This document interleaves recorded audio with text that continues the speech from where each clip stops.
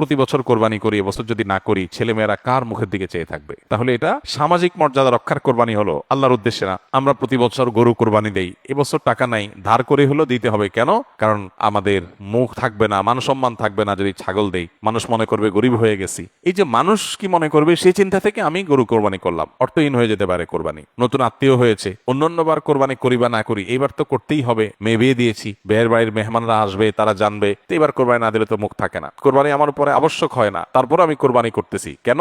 ব্যয়কে দেখানোর জন্য। এখলাস নষ্ট হয়ে গেল। কোরবানির ইবাদতটাতে এক অদ্ভুত দৃশ্য আমাদের দেশে দেখা যায়। যারা যত বেশি প্র্যাকটিসিং, তাদের কোরবানির পশুর সাইজ সাধারণত তত কম থাকে। আর যারা যত বেশি নামাজ কালাম কম পড়ে, ইসলাম থেকে যত দূরে, তাদের কোরবানির পশুর সাইজ তুলনামূলকভাবে তত বড় হয়। নামাজ নাই, কালাম নাই, ইবাদত নাই, বন্দেগী নাই, কোরবানির বেলায় মাশাআল্লাহ 4টা-5টা আছে, কারণ এটাতে বেটাগিরি জাহির করা যায়। কি কি কাজ করলে কোরবানি অর্থহীন হয়ে যেতে পারে? কোরবানি অর্থহীন হয়ে যাওয়ার জন্য সবচেয়ে বড় যেই কাজটি হতে পারে সেটা হলো লৌকিকতার কারণে, আল্লাহর সন্তুষ্টি অর্জন ছাড়া অন্য কোনো কারণে যদি কোরবানি হয়, তাহলে সেই কোরবানিটা অর্থহীন হয়ে যেতে পারে। কোরবানিটার সওয়াব পাওয়া থেকে আমরা বঞ্চিত হতে পারি। আল্লাহর কাছে এর কোনো বিনিময় আমাদের নাও থাকতে পারে যদি আমাদের এখলাস না থাকে। কোরবানিতে এখলাস খুব কমই থাকে। কোরবানিকে ঘিরে যদি আপনি বলেন সবচেয়ে বড় সতর্ক থাকার জায়গাটা কোনটা, তো আমি বলবো নিয়াতকে খালিস করা। অন্য অনেক ইবাদত আছে, নামাজের ক্ষেত্রে আমরা আল্লাহর জন্য নামাজ পড়ি, সেখানে আসলে এখলাসের অভাব এত বেশি থাকে না। কোরবানির মধ্যে এখলাসের অভাব যত বেশি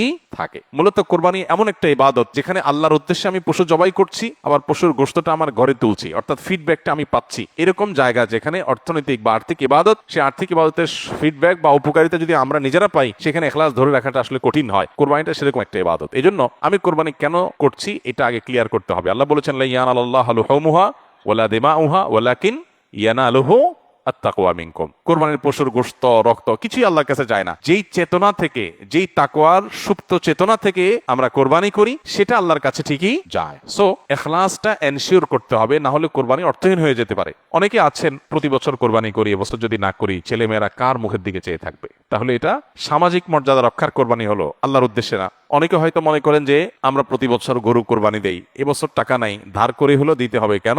কারণ আমাদের মুখ থাকবে না, মান সম্মান থাকবে না যদি ছাগল দেই, মানুষ মনে করবে গরিব হয়ে গেছি। এই যে মানুষ কি মনে করবে সেই চিন্তা থেকে আমি গরু কোরবানি করলাম, অর্থহীন হয়ে যেতে পারে কোরবানি। ঠিক একইভাবে নতুন আত্মীয় হয়েছে, অন্যান্যবার কোরবানি করি বা না করি, এবার তো করতেই হবে, মেয়ে বিয়ে দিয়েছি, বিয়ের বাড়ির মেহমানরা আসবে, তারা জানবে, তো এবার কোরবানি না দিলে তো মুখ থাকে না। কোরবানি আমার উপরে আবশ্যক হয় না, তারপর আমি কোরবানি করতেছি কেন? ব্যয়কে দেখানোর জন্য। এখলাস নষ্ট হয়ে গেল।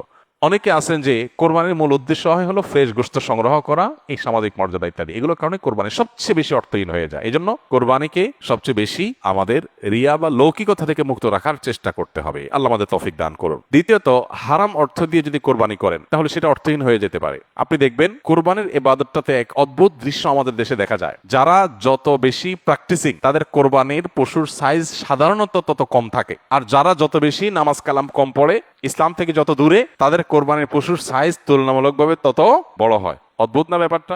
আপনি ঢাকা শহরে ঘুরে ঘুরে দেখবেন যে গুলশান, ধানমন্ডি, বনানী, বড়লোকদের এরিয়াগুলোতে এক একজনের গ্যারেজের ভিতরে আপনার বিভিন্ন নামের গরু, কালাচান, সুলতান, ধলাচান, লালচান, এক একটা গরু 3 লাখ, 4 লাখ, 5 লাখ, 7 লাখ, 10 লাখ টাকা দামের 2-3টা গরু। অনেক এলাকা আছে যে একটা পাড়া মহল্লাতেও এত টাকা খরচ করে সবাইয়ের কোরবানি করার সুযোগ হয় না। যাই দেখেন ওই বাড়িতে যারা থাকে তাদের নামাজ নাই, কালাম নাই, ইবাদত নাই, বন্দেগী নাই, কোরবানির বেলায় মাশাআল্লাহ 4টা-5টা আছে, কারণ এটাতে বেটাগিরি জাহির করা যায়। আর যদি নির্বাচন সামনে থাকে তাহলে তো কোনো কথাই নেই, তাহলে এবার 10টা গরু, 20টা গরু, 30টা গরু। তো এগুলো বেশিরভাগ ক্ষেত্রে হারাম উপার্জন থেকে হয়, বিশেষ করে যাদের মধ্যে আল্লাহর ভয় না থাকে। তো হারাম উপার্জন থেকে যদি কোরবানির পশু জবাই করা হয়, বা ওই যে লৌকিকতার কারণে মানুষ দেখানোর জন্য, বাহবা পাওয়ার জন্য যদি কোরবানি হয়, তাহলে সেই কোরবানি কি হয়ে যাবে?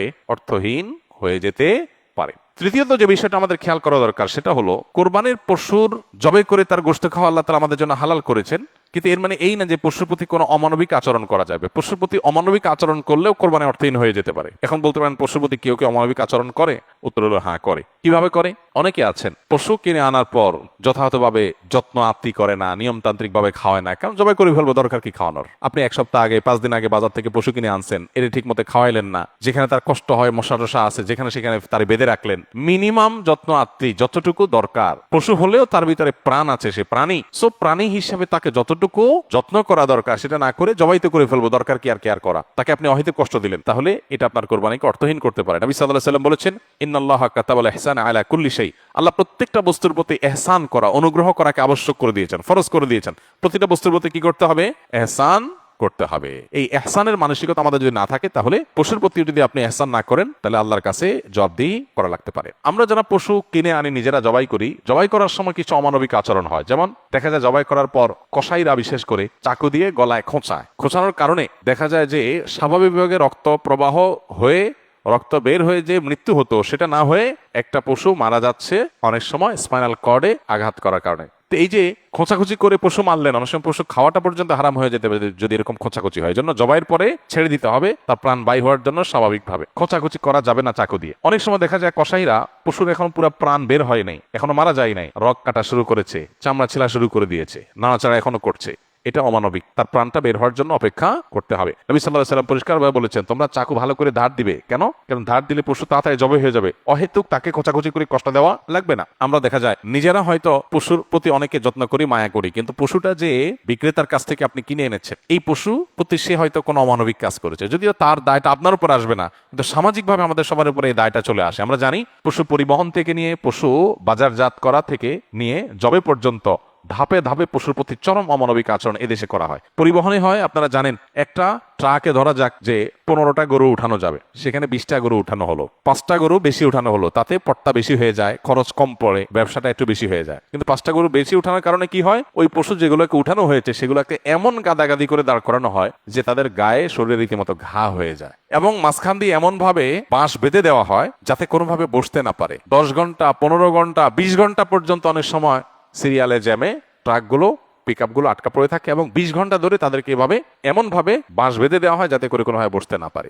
ছাগল দোকানে আপনারা দেখবেন ঢাকায় যে সমস্ত আপনার ছোট ছোট ছাগল বিক্রির জায়গাগুলো আছে, দোকানগুলো আছে, সেগুলোতে দেখবেন গলায় রশি বেঁধে এমন ভাবে ঝুলায় রাখা হয় যে হয়তো 1-1.5 ফিট বা আরো কম রশি রাখা হয়, এবং যাতে কোনোভাবে ছাগল বসতে না পারে, কারণ বসলে তো ক্রেতা দেখতে পাবে না। ক্রেতা যাতে সাইজ দেখতে পারে সেজন্য তাকে দাঁড় করিয়ে রাখা হয়। সে দাঁড় করানোটা কখন থেকে নিয়ে, ওই যে সকাল 7টা বা 6টা ফজরের পর পর পশুর দোকান খোলে তখন থেকে নিয়ে একদম রাত 8টা-9টা পর্যন্ত, এই পুরো সময় 12 ঘন্টা, 14 ঘন্টা, 16 ঘন্টা আপনি এইভাবে ঝুলায় রাখতেছেন একটা জীবন্ত পশুকে। অমানবিক আচরণ। এরপরে বাজারজাতকরণের সময় আমরা জানি পেটের মধ্যে হাওয়া দিয়ে ফুলানো হয়, পানি অতিরিক্ত জোর করে জবরদস্তি পান করে তারপরে ফুলানো হয়, এগুলো সব অমানবিক আচরণ। এগুলো আমাদের কোরবানির যে আসল রূহ এবং প্রাণ সেটাকে নষ্ট করতে পারে। এগুলোর দায় অবশ্য কোরবানিকারীর উপর আসবে না, কিন্তু কোরবানিকারীর দায়িত্ব আছে এগুলোর ব্যাপারে সামাজিক সচেতনতায় সামিল হওয়া। সর্বশেষ যে পয়েন্টটা বলবো সেটা হলো, আমাদের কোরবানির পশুর যে বর্জ্য ময়লা আছে, এগুলো যদি পরিষ্কার করার দায়িত্ব কোরবানি কারক হিসাবে আমরা নিজের কাঁধে না নেই, আমাদের কোরবানিটা অর্থহীন হয়ে যেতে পারে।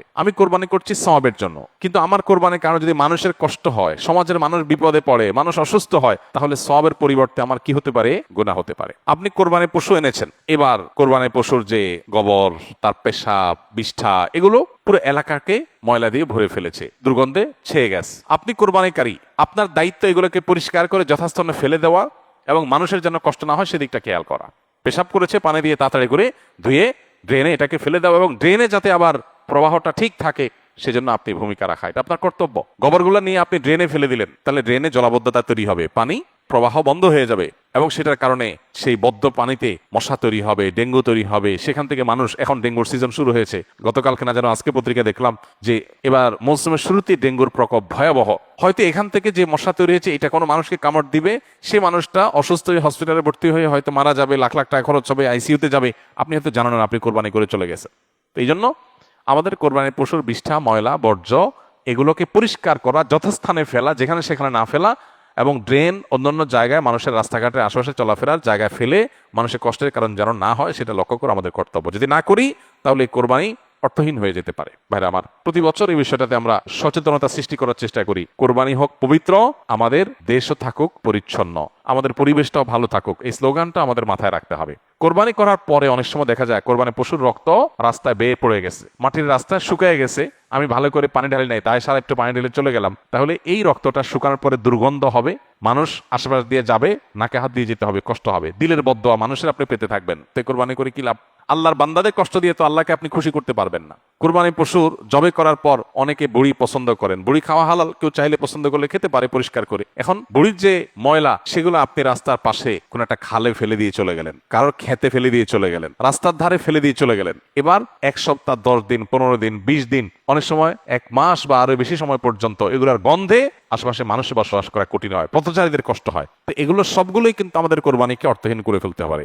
অতএব আমাদের উচিত হবে যে আমাদের কোরবানির পশু ময়লা বর্জ্য এগুলোকে গর্তে ফেলে দিয়ে মাটি চাপা দিয়ে সুন্দর করে সেটাকে দাফন করে দেওয়া, যাতে কোনোভাবে মানুষের কষ্টের কারণ না হয়। আল্লাহ রাব্বুল আলামিন আল্লাহকে সন্তুষ্ট করার মতো করে কোরবানি আমাদেরকে নিবেদন করার তৌফিক দান করুন। কোরবানি যেখানে ত্যাগের কথা বলে, সেখানে যদি আমরা মানুষকে কষ্ট দেই তাহলে এটা সওয়াবের পরিবর্তে কোনো কোনো ক্ষেত্রে গুনাহের কারণ হতে পারে।